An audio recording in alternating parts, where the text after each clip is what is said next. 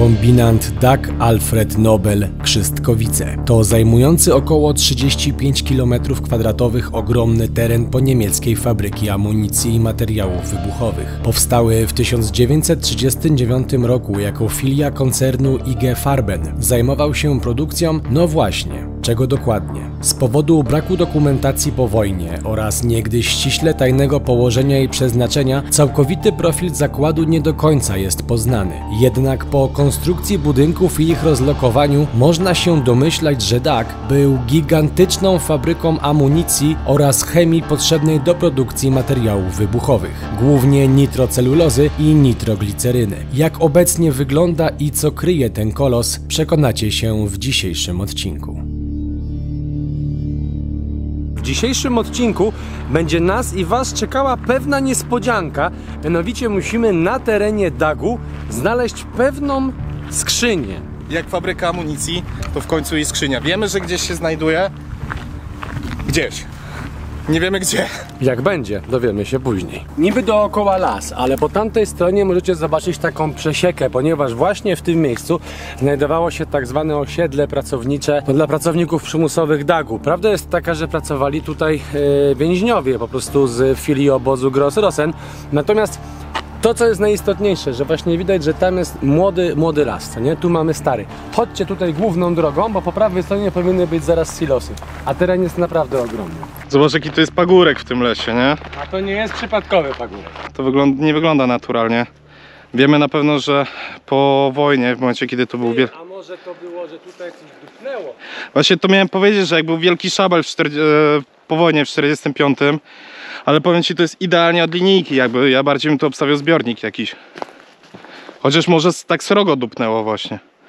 Zobacz, nawet takie pod tym samym kątem. Właśnie. Słuchajcie, tutaj mamy ogromny zbiornik metanolu. On troszeczkę wygląda rzeczywiście jak jakaś dziwna piramida. Zobaczcie go sobie teraz z bliska. Jest ukryty pośrodku lasu. I teraz zwróćcie uwagę na jedną rzecz. Mamy jeden, przerwę, drugi i te zbiorniki ciągną się aż tam hen daleko. I dlaczego tak było? Było tak dlatego, że w momencie, kiedy to jest alkohol, tak? W ogóle tutaj były przetwarzane bardzo wybuchowe różne substancje i oddalali je od siebie, aby nie było takiej akcji, że na przykład jeżeli jeden wybuchnie, to jest w stanie uszkodzić kolejny. Wbijamy do środka? Projektanci całego kompleksu planowali o tym, że tu jest bardzo dużo właśnie związków chemicznych i materiałów wybuchowych i między innymi zbiorniki były budowane tak, że ewentualny wybuch i siła energii szła w górę, żeby minimalizować straty i śmierć ludzi. A to by się zgadzało, wiesz? Bo ten zbiornik, zobacz, że to nie jest zbiornik, zbiornik był w środku. No. I to był taki komin na niego, to nie? Natomiast co jest jeszcze bardzo istotne, że to projektował i chyba budował nawet Todt. Czyli taka organizacja po prostu hitlerowska. O, da radę wejść, chodź. To jest ten kanał właśnie taki ewidentnie techniczny. I teraz trzeba tylko chycnąć na górę. Nóżka tu, druga nóżka tu. Dobra. Jest tutaj bardzo fajna akustyka. Natomiast to, co jest istotne, zobaczcie, że to, którędy wchodziłem, to tu kiedyś była kładka. Można było tędy wejść do tego zbiornika, takich czysto technicznych po prostu sprawach. Natomiast tutaj dołem widać rury, które były podłączone i sam zbiornik stał tutaj, w środku. Te mury nie były zbiornikiem, tylko były osłoną. A co jeszcze jest istotne, tam gdzie poszedł Łukasz, to zobaczcie, że nasz nie jest przykryty ziemią, a tamte są przykryte ziemią. Więc nie dość, że chronił to żelbet i to niemiecki, czyli taki porządny, to jeszcze oprócz tego chroniła to ziemia. Tak a propos naszej skrzyneczki, to tak się zastanawiam, czy właśnie w takich wydeptanych ścieżkach nieoczywistych nie powinniśmy szukać. Tu jest, tam jest, tu jest. Szczególnie, że to pozarastało, to wygląda tak, jakby to był normalny pagórek. Raz, dwa, trzy, tak. 4, tam dalej jeszcze następne, wiesz. Mocne, co? No. Rzeczywiście są tak porozkładane taktycznie. Piramida, no. Czekajcie, czy rzeczywiście jest dziura, czy jest zasypany. O, stary. Pociąg? No. A jedzie tam. Może nie we dwójkę na jednej tej płycie, wiesz, bo pod nami już jest przepaść. Jak się zabije, to lepiej, żeby jeden. Nie no, zobacz. O, stary. No. My centralnie na tej skorupie jest. No my jesteśmy w powietrzu pod nami, to no. nie? Grubo, co? Powiem ci. Ale od góry widać, że skrzynki nie widać. No dobrze, to możemy schodzić. A tutaj po środku jest takie pomieszczenie i tu były chyba agregaty, wiesz? Dawaj sprawdzimy, bo jeżeli mamy znaleźć skrzynię, to ona może być tu, ponieważ jest to jedyny budynek, wiesz o co chodzi? A to jest jeszcze taki kamuflaż przeciwlotniczy, jakby przed nami szukali czegoś. Idziemy? No. Czutka adrenaliny. Czy to jest na pewno to? A, No. nie wiem jak myślisz. Nie wiem, choć się domyślam. A tak serio nie wiem. Ło! Jest! Leży tutaj. Skrzynia. Zupełny przypadek. I oczywiście nie jest to przypadek, ponieważ ją tutaj sami ukryliśmy, ponieważ ma miejsce premiera nowej maszynki SHAF 2 i jest to fragment sponsorowany. Natomiast co znajduje się w środku i jak się dobrać do tej skrzyni, nie mamy bladego pojęcia. Myślę, że tu więcej będzie szczegółów. Witaj w tajemniczej misji z SHAF. Użyj zawartości koperty, aby znaleźć kod ukryty na skrzyni. Odwróć skrzynię, odkryj prawdziwy stan. Wiem, to jest UV, no. Tak? A jak? Kod w środku, nie? 002. Ty, ale jak szybko znalazł. No. 2. SHAF 2 to w pełni wodoodporna, wyposażona w lampę LED, więc możecie ją zabrać na urbex. Maszynka do golenia całego ciała, a w szczególności miejsc intymnych, dzięki technologii cut-free, która minimalizuje zacięcia i podrażnienia. W zestawie 2 ostrza, klasyczne metalowe i foliowe do golenia na zero oraz stacja ładująca z ładowaniem USB i różne nasadki o różnej długości golenia. Gdybyście chcieli sami przetestować SHAF 2, no to z kodem urbex15 macie 15% zniżki. Wszystkie informacje są w linku w opisie tego filmu, a my wracamy teraz do dalszej wyprawy. Mamy taką mapę zrobioną przez pasjonatów. Jesteśmy centralnie tutaj. Tak. I zobaczcie. Tu musimy iść. Tu jest ta zielona ścieżka dydaktyczna. Tu są schrony. Schrony. Tutaj są te nitrocelulozy. Oczyszczalnia ścieków, remiza, elektrociepłownia. To ja mogę iść wprost i na 5-4 ja się pokręcę. No. I na oczyszczalni ścieków może się spotkamy, mniej więcej gdzieś w tych rejonach.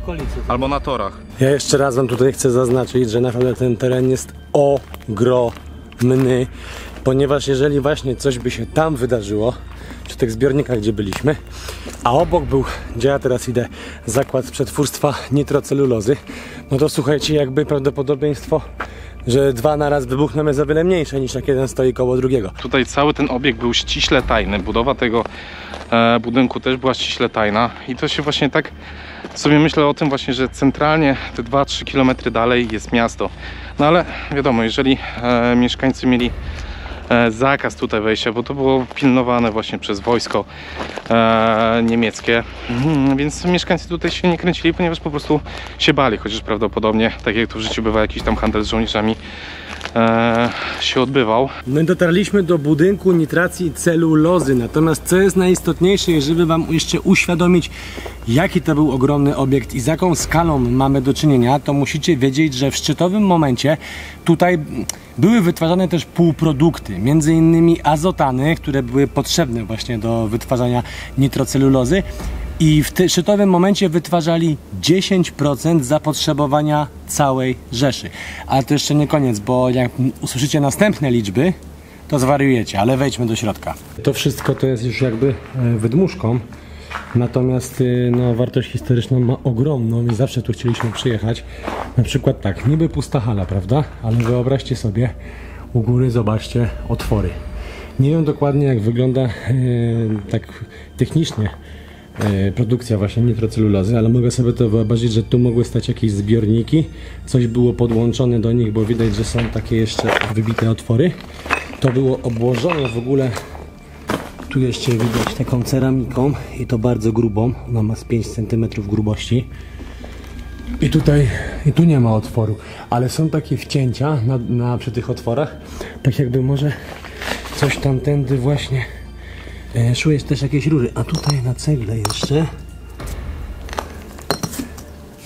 patrzę za datą, ale nie widzę, ewentualnie 68, ale to by nie pasowało. Swoją drogą właśnie tych budyneczków jest o wiele więcej i powiem wam, że to chyba nie były budynki mieszkalne, tylko bardziej właśnie budynki fabryczne, sądząc tutaj po kształcie tych budynków.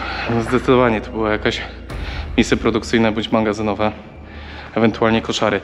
Ale właśnie takich obiektów było tutaj o wiele więcej. Co tutaj jeszcze się znajdowało właśnie na tym tagu? Tak, tutaj widać jedną z głównych dróg. Tutaj idąc wzdłuż tego budyneczku, wiem, że gdzieś tam będę udawał się na kotłownię i właśnie tych budynków tutaj było wiele więcej.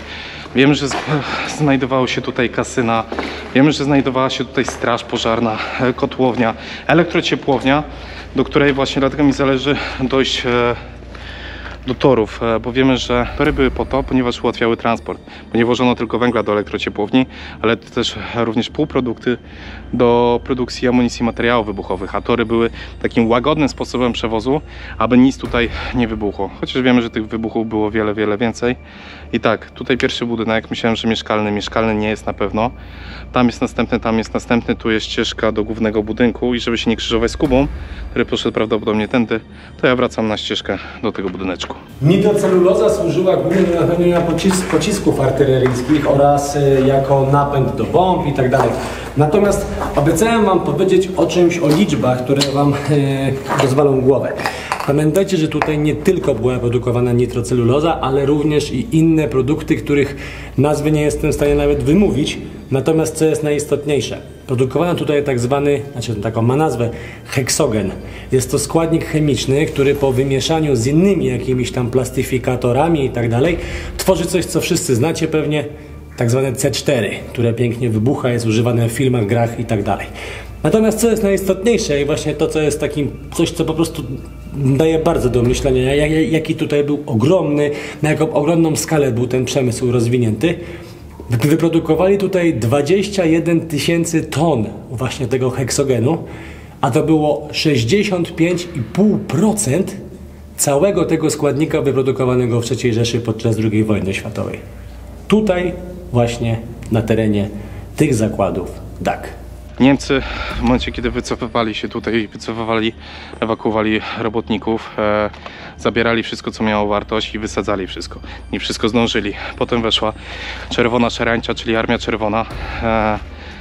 Wywozili wszystko, co jeszcze zostało pozostawione przez Niemców, plus dodatkową dokumentację. A to, co zostało w 1948, zostało oddane Wojsku Polskiemu i wiecie, potrzeby na odbudowę kraju były ogromne. I wiadomo, jeżeli dobrze pamiętam, to łódzkie wodociągi wzięły część sprzętu na odbudowę, w sensie część rur na odbudowę wodociągów. No i generalnie to, co było zabierane też na odbudowę Polski, więc ciężko powiedzieć, czy to jest po jednej z akcji dywersyjnych, o których opowiem zaraz, czy zostało zniszczone przez natury, zniszczone przez Niemców, bądź przez Rosjan, ale właśnie akcje dywersyjne, co się tutaj działo. Praca z materiałami niebezpiecznymi była, jak sama nazwa wskazuje, bardzo niebezpieczna. Zdarzały się samoistne wybuchy, zdarzały się właśnie wypadki, albo tak jak po wojnie, podobno miejskie legendy opowiadają, że Rosjanie, szabrując tutaj ten teren, nie przejmowali się tabliczkami materiały niebezpieczne, wchodzili tam, gdzie nie powinni wchodzić, no i podobno kilku delikwentów wysadziło się w powietrze, więc załóżmy, że jeden z takich budynków obrabował właśnie w taki sposób. Słuchajcie, więźniowie pracowali pod przymusem, więc niektórzy nie wiedzieli, jak bardzo jest niebezpieczna praca z chemikaliami, niektórzy wiedzieli, ale nie mieli wyboru. Ale właśnie, akcje dywersyjne. Wiadomo również o kilku przypadkach akcji dywersyjnych, kiedy specjalnie wysadzono część obiektów i jednym z taką głośnych akcji jest 1944, kiedy podczas jednej z nich zginęło niestety podobno około 600 jeńców, no i były 3 wybuchy i dokonano dużych zniszczeń. Tylko nie wiadomo do końca, kto to zrobił. Przynajmniej z źródeł, które my znaleźliśmy, więc jeżeli, drodzy widzowie, kojarzycie temat, bądź doszperaliście się w źródłach, kto się przyznał do tych akcji dywersyjnych, bądź wysadzenia właśnie tych obiektów, będziemy wdzięczni, jak uzupełnicie wiedzę w komentarzu, a ja może w końcu udam się w kierunku kotłowni, bo tutaj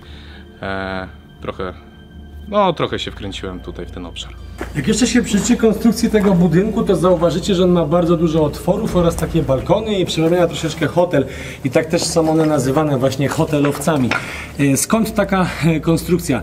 No właśnie stąd, że balkony były po to, że w momencie, kiedy coś by się wydarzyło w środku, wszyscy mogli się na nie ewakuować, gdyby nie zdążyli wybiec na zewnątrz. Natomiast co jest jeszcze istotniejsze, on ma bardzo dużo okien. Dlaczego tak jest? Bo ponieważ w momencie, kiedy by nastąpił jakiś wybuch, to cała siła uderzeniowa nie naruszyłaby struktury budynku, po prostu by wyrwało okna na zewnątrz. Taki rodzaj, że tak powiem, zabezpieczenia. Są dwa. Jest ten jeden, w którym jesteśmy i drugi, do którego teraz się właśnie udamy. To jest kolejny z budynków oznaczonych na mapie, na których nie ma na Wikimapie.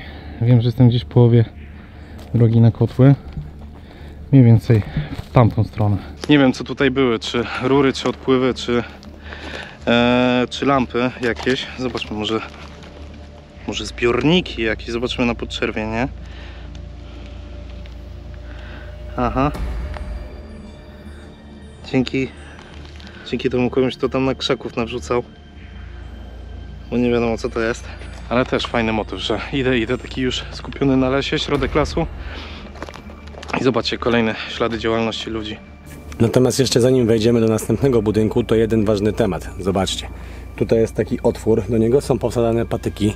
I tak, patrzcie pod nogi, to po pierwsze. A po drugie, w momencie, kiedy stąd uciekali Niemcy przed Armią Czerwoną, no to oni wszystkie te dokumenty zniszczyli albo zabrali ze sobą. I tak samo, a to co zostawili, to zabrali ruskie. I co jeszcze jest najlepsze, że no oczywiście była ta cała skala rozkradania i tak dalej. Natomiast do czego zmierzam? Myślałem, że jakaś zwierzyna. Zmierzam do tego, że po prostu przez to, że jest bardzo mało takich informacji z tamtego czasu, tak, znalezionych dokumentów, więc tak naprawdę jest dużo teorii spiskowych dookoła. Tak jak z Pstrążem, że podobno tam były głowice jądrowe przetrzymywane, tak tutaj podobno są jakieś kanały właśnie tego typu, tak. Moim zdaniem są to po prostu jakieś technologiczne przepusty porobione pod rury. Ale wiecie, tam gdzie nie wiadomo, tam jest mistycyzm. Tam był jakiś wywiecznik, do którego prawie wpadłem zresztą. Zobaczmy, jak on wygląda. Ale zbliżamy się do zbiorników oznaczonych na Wikimapie. Ale z tego, co kojarzę, to raczej była oczyszczalnia ścieków w tym miejscu. I to jest pewnie identyczny schron, jakim byliśmy wcześniej. Tak, dokładnie. Zobaczcie, miejsce na ławeczki. Słuchajcie, fajne odkrycie, bo na mapach go nie ma. Tutaj były właśnie miejsca na ławeczki, gdzie mogli siedzieć ludzie. Nie wszyscy, wykształceni właśnie inżynierowie.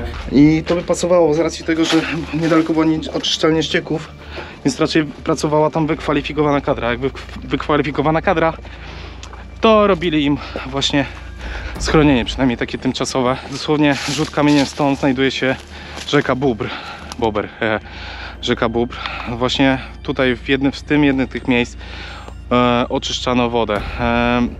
Woda była niezbędna do procesów produkcyjnych właśnie, a w drugą stronę też te ścieki wyrzucano. Zobaczcie, dalej tutaj stoi woda, a o całym tym procesie technologicznym w sumie opowiemy też za chwilę. Generalnie z wielu źródeł trzeba korzystać. Tak jak mówię, bardzo lubimy Wikimapie, bardzo często z niej korzystamy, ale też trzeba właśnie weryfikować źródła. To było oznaczone jako zbiorniki na wodę, gdzie podkreślam, jest to element oczyszczalni właśnie ścieków. Ten budynek, o którym myślałem, to jest ten budynek, który jest po środku, pomiędzy dwoma obiektami właśnie tymi budynkami nitracji celulozy. Czyli teraz jesteśmy w połowie.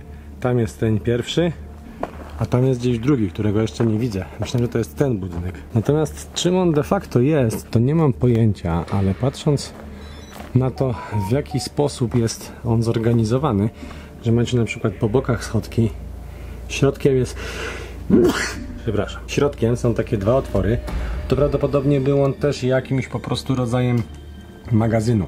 Ale chodźmy na ten drugi budynek nitrocelulozy, który był w tamtą stronę. No i jest i on. I tak sobie tutaj pomyślałem, że jeżeli rzeczywiście to były tak żrące, toksyczne i wybuchowe tematy, no to słuchajcie, właśnie w tych budynkach dookoła mogły być miejsca składowania, aby to wszystko nie trzymać w jednym miejscu, bo groziło to jakby no po prostu większym niebezpieczeństwem, tak? No i tutaj konstrukcyjnie mamy dokładnie to samo.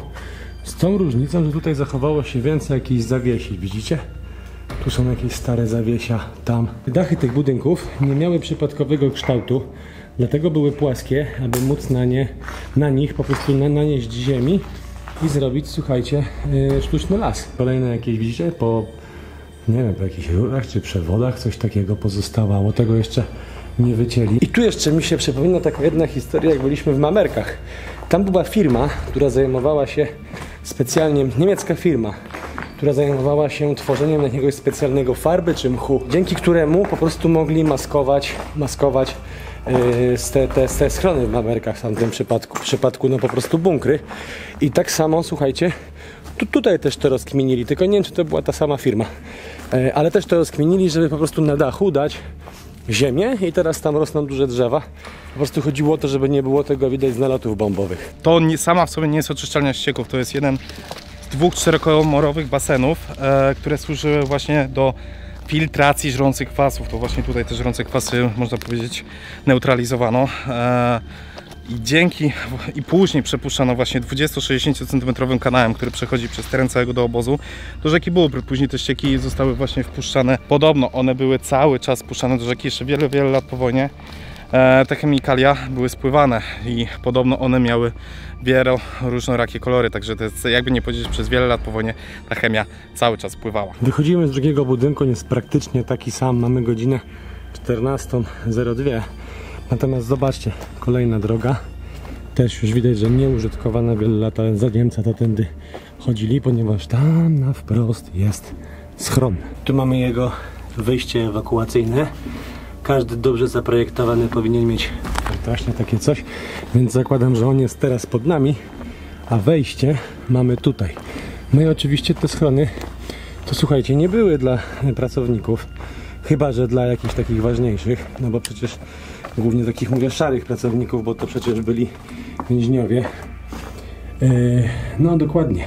Natomiast to było właśnie dla jakichś tam, wiecie, ważniejszych oficerów i tak dalej. Tu widać, były pewnie kiedyś drzwi i jest zrobiona śluza. Właśnie to, przez to teraz przechodzimy. I to jest bardziej taka szczelina przeciwlotnicza. Już byliśmy w czymś takim w Albanii podobnym. Tutaj, słuchajcie, ławeczki. Widać, że to już jest jakaś nowa konstrukcja. I po prostu tutaj mogli się schronić przed nalotami. Natomiast zapytacie, gdzie się chronili więźniowie. No, tam gdzie mogli, w piwnicach i tak dalej. Albo praktycznie nigdzie, tak? No i tutaj wejście ewakuacyjne w razie jakby tamto zostało zasypane. Kądziu w pracy, tego go nie ma z nami, dzwonił w międzyczasie i słuchajcie, z oczyszczalni ścieków, która jest tutaj, są te wszystkie baseny i tak dalej, przechodzę na ścieżkę do kotłowni i teraz, o, widać tu te drugie baseny. To jest właśnie te kolektory oczyszczalni ścieków. O, powiew chłodna, powiew zimy. Słuchajcie, to ogromne właśnie magazyny właśnie tutaj były na węgiel. To wszystko się składuje. Widzę, że na górę może być niekoniecznie wejść, ale zobaczcie jeszcze takie płytki ceramiczne pozostawione. Kawał historii, kawał ogromnego terenu. Myślę, że oprócz elektrociepłowni też trzeba uważać właśnie na dziury, że oprócz elektrociepłowni tutaj jeszcze pewnie się znajdowały jeszcze jakieś dodatkowe magazyny, domy mieszkalne i tak dalej. Wiele z nich zostało właśnie rozebranych już po wojnie. Wiecie, po wojnie było potrzebne wszystko, maszyny. No i co? Idziemy szukać Kuby. A tamtędy już idzie linia kolejowa. Także akcja teleportacja, szukamy Kuby. I tutaj kończy się nasza wyprawa po opuszczonym, ogromnym kompleksie DAK. Mogę powiedzieć, że Konrad ma czego żałować. A ja wam i Konradowi przypominam o kodzie zniżkowym do szaf. Link w opisie filmu. Dziękujemy wam za dzisiaj. Pamiętajcie o subskrypcji, żeby zajrzeć na naszego patrona, no i na Instagrama. No i co? Do zobaczenia na następnej wyprawie. Cześć. A jakbyście tu wpadli, weźcie rower. A i uważajcie, bo są otwarte studzienki.